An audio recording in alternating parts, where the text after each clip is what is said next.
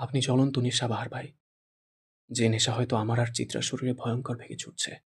Chitra teenager, আবেগের বয়স ওর, দুনিয়া রঙিন ওর। কিন্তু আমার মতো মেয়েকেও আপনি ঠিক থাকতে দিচ্ছেন না বাহার ভাই।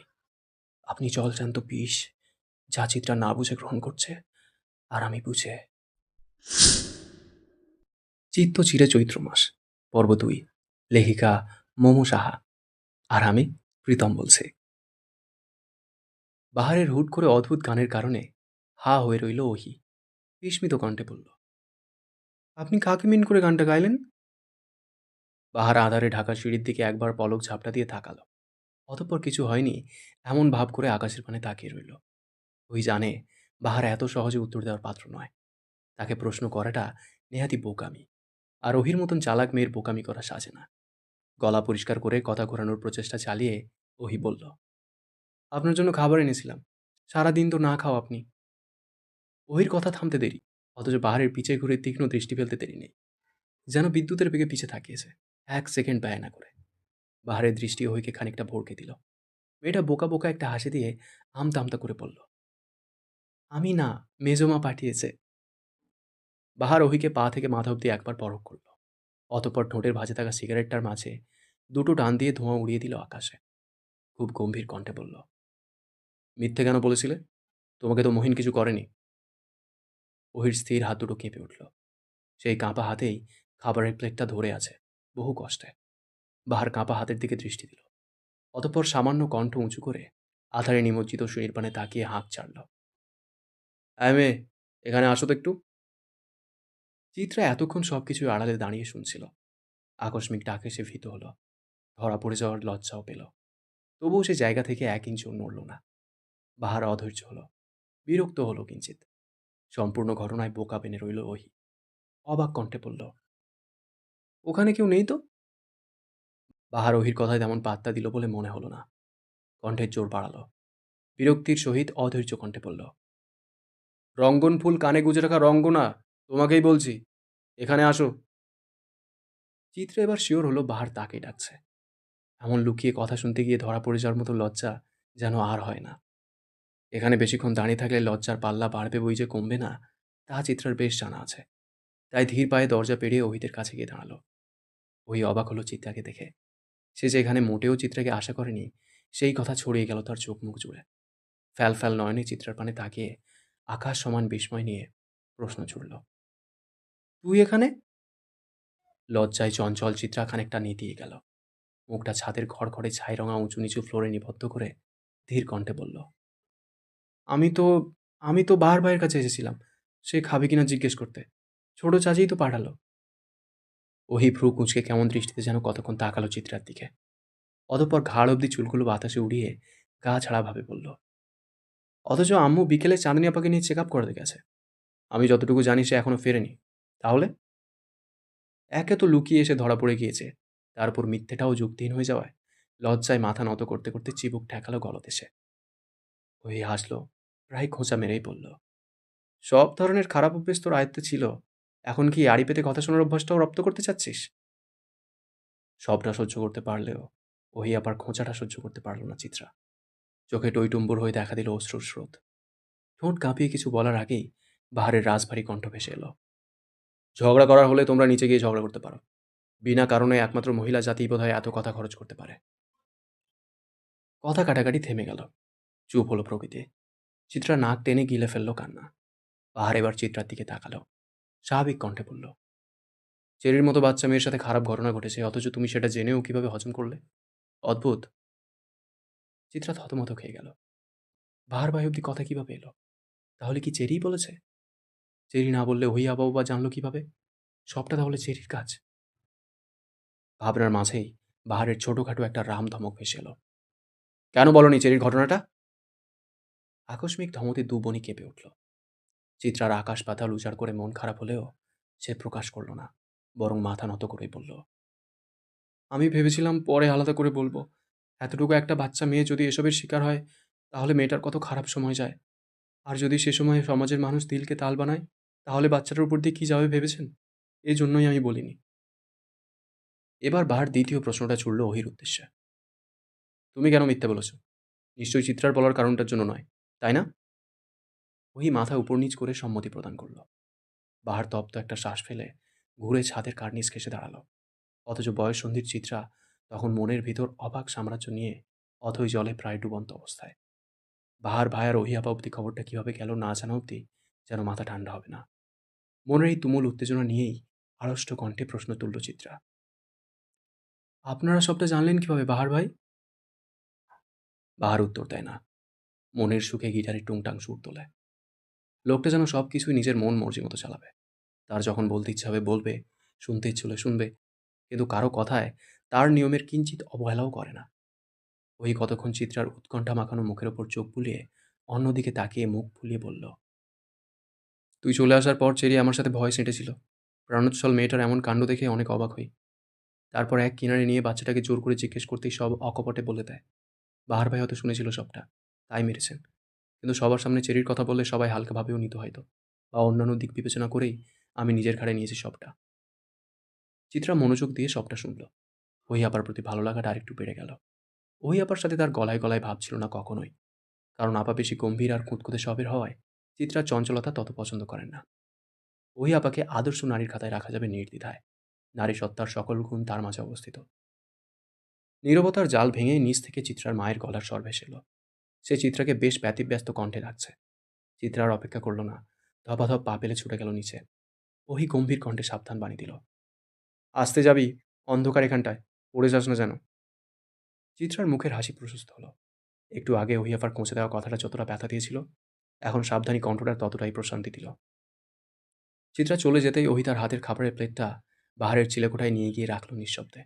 আবার শব্দহীন পায়ে বাহারের পিছনে এসে দাঁড়ালো। বাহার ঘুরল না ওহির দিকে।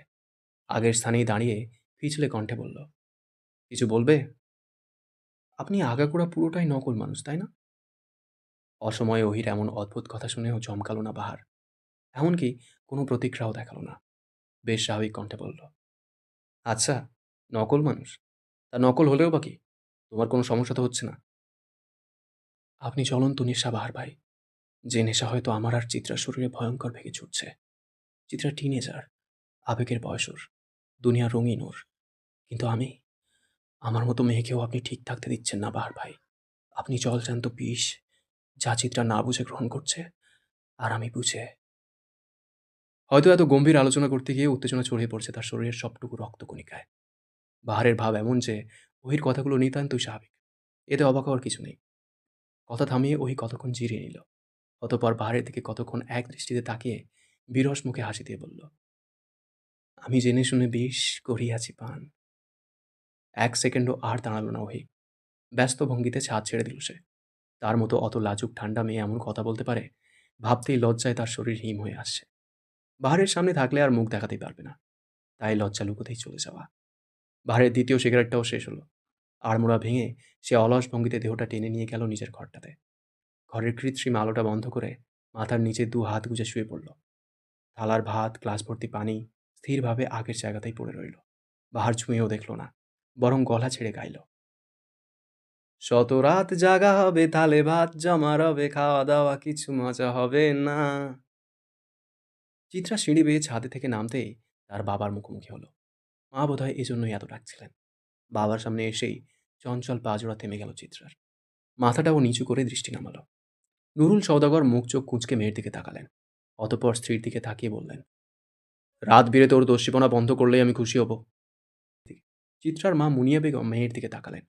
অতি স্বাভাবিক কণ্ঠে বললেন, এখনই তো একটু দস্যিপনা করবে, যে বয়সে যেটা মানানসই সেটা করবে না? অদ্ভুত কথা বলো। স্ত্রীর কথা বিশেষ পছন্দ হলো না নুরুল সওদাগরের। বিশাল এক ধমক দিয়ে বললেন, অতি উড়লে ঝরতে সময় লাগবে না, সামলাও। অপমানে চিত্রার মুখ লাল হয়ে গেল। রাগে ক্ষোভে চোখে জল এলো। কান্না আটকে দিয়ে বলল, একদিন আমার চলে যাওয়ার কারণ নিশ্চয়ই আপনি হবেন আব্বু। আমি দেখতে পারছি আমার ভবিষ্যৎ। এই প্রথম বোধহয় চিত্রা বাবার মুখের উপর কথা বলল। ব্যাপারটা ভীষণ অপ্রত্যাশিত ছিল। রান্নাঘর থেকে চিত্রার বড় চাচি অবধি হতভম্ব চোখে তাকিয়ে রইলেন। তৃষান আর দিশান সোফায় বসা ছিল। চিত্রার কথায় তারাও আহাম্মক হয়ে গেল। চিত্রা আর দাঁড়ালো না, এক ছুটে নিজের ঘরে চলে গেল। বাবার মুখের ওপর যে সে এমন একটা কথা বলতে পারবে কখনো ভাবেনি। সবটাই যেন বাহার ভাইয়ের ছোঁয়াচে রোগ। লোকটার গা ছাড়া ভাব দেখতে দেখতে নিজের মাঝেও কেমন সে ভাব চলে এসছে। বাহার ভাই জলজান্ত রোগ, যা ছড়িয়ে পড়ছে মস্তিষ্ক জুড়ে। উত্তপ্ত দুপুরে শরীর পুড়ে যাওয়ার জোগাড়। আজ চিত্রার মেজাজটাও বেশ চটে আছে। কলেজ থেকে বের হতেই তার ক্লাসমেট রিফাত তাকে পত্র দিয়েছে। তাও যে সে পত্র না, ১০০ বানান ভুল পত্র। পত্র পেয়ে যতটা না উৎফুল্ল হয়েছে, ততটাই বানান দেখে রেগে গিয়েছে। প্রেমপত্র না, যেন ক্লাসের সবচেয়ে গর্ধব ছাত্রের পরীক্ষার খাতা। চিঠিটা ছিঁড়ে কুটি কুটি করে রিফাতের মুখেই ছুঁড়ে ফেলে এসেছে সে। রাস্তা পার হতেই ওই আপার সাথে দেখা চিত্রার। ওই আপা চেরিকে স্কুল থেকে নিতে এসেছে। চিত্রার কলেজ আর চেরির স্কুল প্রায় কাছাকাছি। পরিচিত মুখ দেখতেই চিত্রার মন নেচে উঠল। ছুটে গেল ওহি আপার কাছে। চেরিও বেশ খুশি হয়েছে চিত্রা আপাকে দেখে। চিত্রা আপার সাথে তার আবার বেশ ভাব। স্কুল কলেজের গলি ছাড়িয়ে নিজেদের এলাকায় ঢুকতেই বাহার ভাইকে চোখে পড়ল চিত্রার। পাড়ার মোড়ের বড় পিলারটার সাথে দাঁড়িয়ে মনের সুখে সিগারেট ফুঁকে যাচ্ছে। দুনিয়ায় যেন তার এটার চেয়ে গুরুত্বপূর্ণ কাজ আর নেই। চিত্রা আর চোখে তাকালো। মিনমিন করে বলল, বাহার ভাইয়ের কাছে এলেই সব চলে যায়, হোক সেটা নিকোটিন কিংবা হৃদয়। নিজের কথায় নিজেই অবাক হলো চিত্রা। ওহি আপা শুনে ফেললো না তো? ভয়ে ভয়ে ওহি আপার দিকে তাকালো সে। ওহি তখন ফোনে ব্যস্ত। হাঁপ ছেড়ে বাঁচল যেন চিত্রা। দু একটা রিক্সা চলে যাচ্ছে অদূরে। চিত্রার জুতোর ফিতাটা কিছুটা খুলে যাওয়ায় উপুর হয়ে বসে ফিতাটা লাগিয়ে নেয় সে। ওহি আর চেরি বেশ খানিকটা সামনে গিয়ে দাঁড়ায়। বাহার সিগারেট শেষ করে হাসি মুখে চেরির কাছে এগিয়ে আসতে নিলেই সবাইকে অবাক করে দিয়ে একটা চলন্ত বাইক থেকে কিছু তরল পদার্থ ছুঁড়ে মারল চিত্রাদের উদ্দেশ্যে। ৩ মেয়ের ভয়ানক চিৎকারে ভারী হলো এলাকা। বাহার কেবল হতভম্ব চোখে তাকিয়ে রইল। নীরব রাস্তা তুমুল চিৎকারে সরব হলো। আশেপাশের মানুষগুলো আকস্মিক ঘটনার হতভম্বতা কাটিয়ে ছুটে আসলো মেঘনুর কাছে। বাহারও থমকে দাঁড়ানো নিশ্চল পাগুলো কোনো মতে টেনে নিয়ে এসে দাঁড়ালো মাটিতে লুটিয়ে পড়া চেরির পানে। ছোট্ট মেয়েটা কেমন করে যন্ত্রণায় হামাগুড়ি দিচ্ছে। পাশেই চিত্রা তার বা হাত ধরে লাফাচ্ছে। মেয়েটার বা হাতটাও বিধ্বস্ত প্রায়। ওই কাকে জড়িয়ে ধরবে ভেবে পেল না। ছোট্ট চেরির গাল ধরে চিৎকার করে কাঁদছে। চিত্রা নিজের পা হাত ধরে লাফাচ্ছে। হুট করে সুন্দর মুহূর্তটা কেমন ভয়ঙ্কর হয়ে উঠল। এলাকার মানুষ খবর পাঠালো চিত্রাদের বাড়ি। চিত্রা নিজের জ্বলন্ত হাতটা নিয়েই নিচে বসে পড়ল। চিৎকার করতে করতে জ্ঞান হারিয়ে ফেলা চেরিকে ডান হাত দিয়ে অনবরত ধাক্কানো শুরু করলো। সাথে তার তুমুল আহাজারি। ছোট্ট চেরি নিবিড়ে নিস্তব্ধ হয়ে পড়ে রইল। চিত্রা কিংবা চেরি কাউকে ধরল না ওহি, বরং ছুটে গেল তার থেকে ৫ হাত দূরের বিশাল দোকানটার দিকে। তার ছুটে যাওয়াটা যেন এই মুহূর্তে আর এক অপ্রত্যাশিত কাজ। বাহার চেরিকে কোলে তুলে নিল আর চিত্রার হাত ধরে টেনে তুলল। লোকটা বোধহয় এ প্রথম এতটা হতভম্ব হয়েছে। মুখ দিয়ে কথাও বের হচ্ছে না। কোনো মতে চিত্রাকে ধমকে বলল, ওঠো তো, এখানে বসে থাকলে কোনো সমাধান হবে না। ওঠো দ্রুত। তুমি না অনেক সাহসী? ওঠো, চেরির অবস্থা কিন্তু খারাপ। চিত্রার বাহাতটা কেমন যেন অবশ হয়ে গিয়েছে ততক্ষণে। তবুও মস্তিষ্ক তার সচল। চেরির কথা সেই সচল মস্তিষ্কের নিউরনে ঝড় তুলল। চিত্রাও উঠে দাঁড়ালো। ক্রন্দনরত মুখখানা নিয়ে অসহায়ের মতো প্রশ্ন করলো বাহারকে, আমার চেরি ঠিক হয়ে যাবে তো বাহার ভাই? বাহার কেবল কন্ঠরত মেয়েটার মুখের দিকে তাকালো। চিত্রাদের বাড়িতে এসেছে পুরো ১২ মাস সম্পন্ন হলো, কিন্তু এভাবে মেয়েটাকে বোধহয় দেখা হয়নি। কখনো তাকানোর প্রয়োজনই বোধ করেনি। আজ কিঞ্চিত মায়া হচ্ছে মেয়েটার জন্য। নিজেরও পুরোটা হাত ঝলসে গেছে, তো মেয়েটার চিন্তা সব ছোট বোনের জন্য। হয়তো এই আচরণের জন্যই এত মা লাগছে। তন্মধ্যেই ছুটে এলো ওহি। হাতে তার বড় বড় দুটো পানির বোতল। সে ব্যতিব্যস্ত হাতে একটা পানির বোতল বাহারের দিকে এগিয়ে দিয়ে কোনো মতে বলল, বাহার ভাই, চেরির মুখে হসপিটাল যাওয়া না অবধি পানি ঢালতে থাকবেন। আমি চিত্রাকে নিয়ে পরে রিক্সা আসছি। পানি ঢালা থামাবেন না কোনো মতে। এই মুহূর্তে এসে ওহির চিত্রার প্রতি এতটা ভালোবাসায় বাহার মুগ্ধ। মুগ্ধতা কাটিয়ে বাহার পানির বোতলটা নিয়ে ধপ করে উঠে বসল রিক্সায়।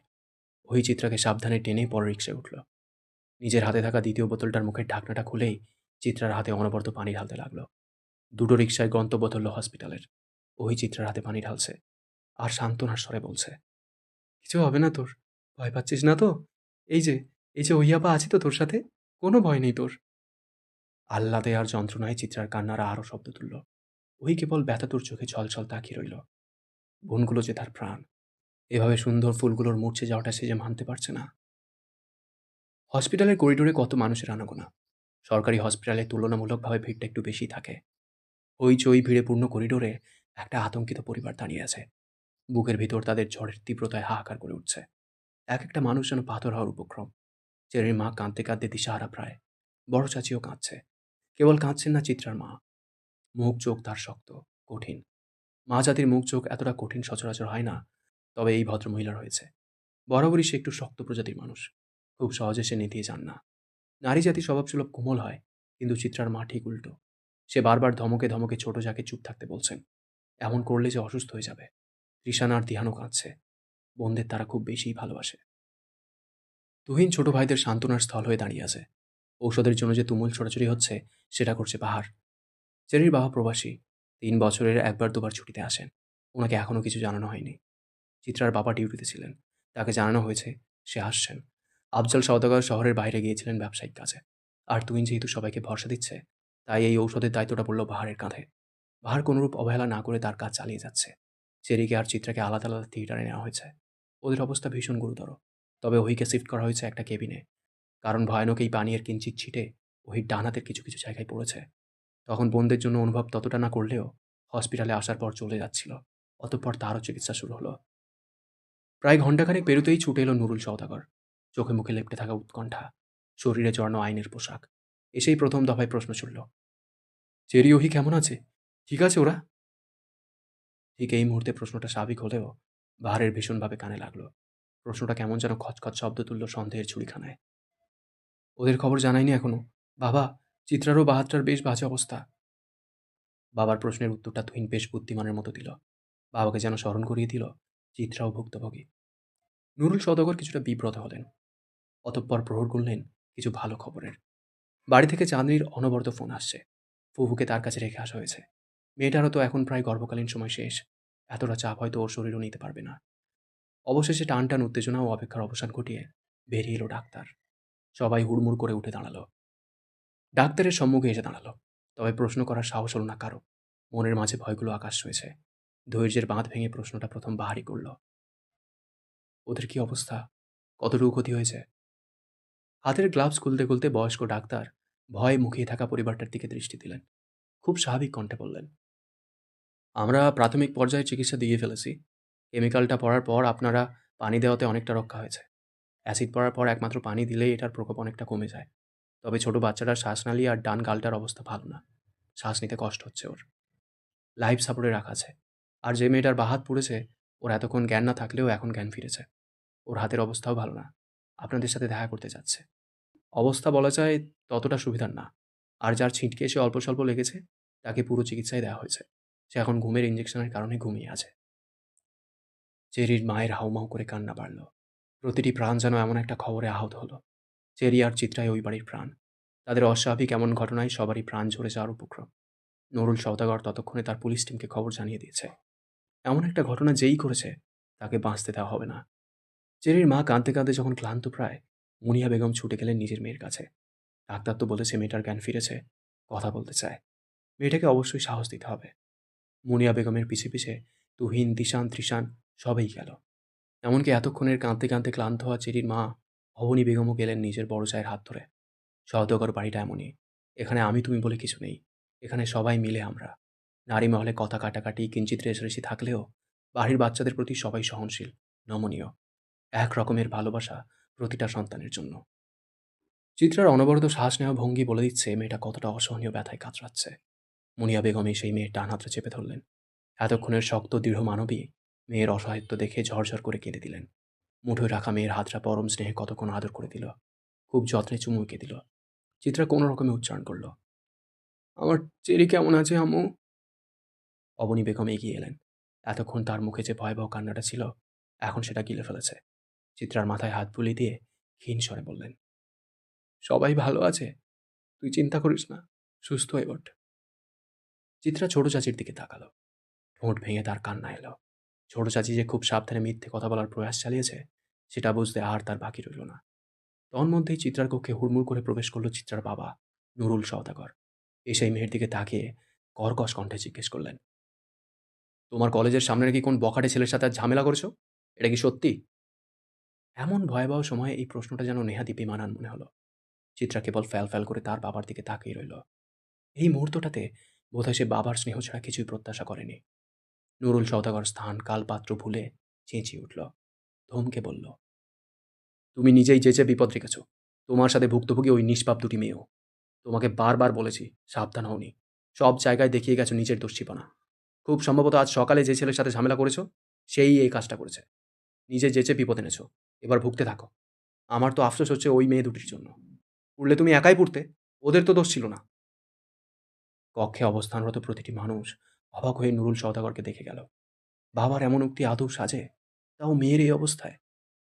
নীরবতাকে আর এক ধাপ অবাক করে কেবিনের দরজায় দাঁড়িয়ে থাকা বাহার ভাই বলে উঠল, এমন বাবার মেয়ের কেবল পুড়ে যাওয়া না, মরে যাওয়া উচিত।